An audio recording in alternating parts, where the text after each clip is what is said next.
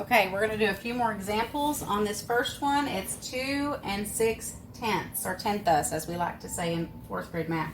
All right, if you notice, this ends in thus, so we know we have a decimal.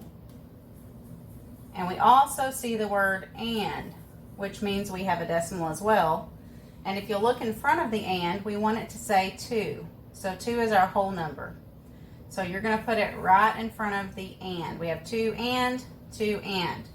All right, the back part of it we want to say 6/10ths, so we're going to use our decimal trick to set that up. Now the decimal trick, you're going to put a little tiny 1 under your decimal point, and then you're going to put a 0 here. Now this is 10ths, this is 10ths, so that means we have to fill in one number, and that number is going to be a 6.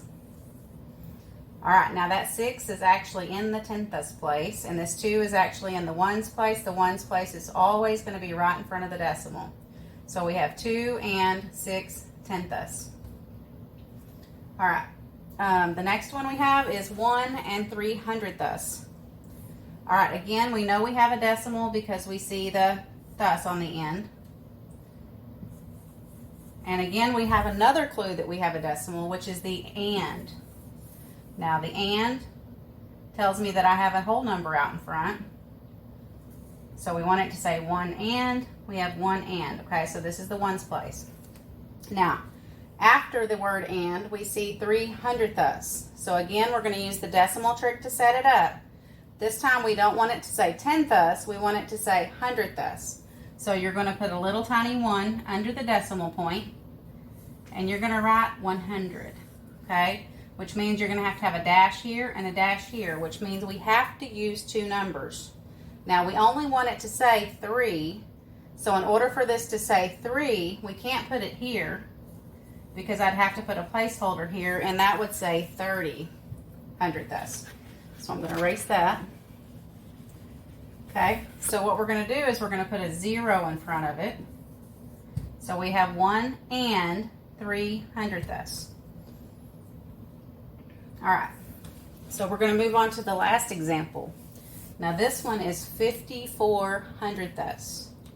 Okay, again, we know we have a decimal because we have thus. So I'm going to go ahead and put my decimal point. But this time it's a little bit different.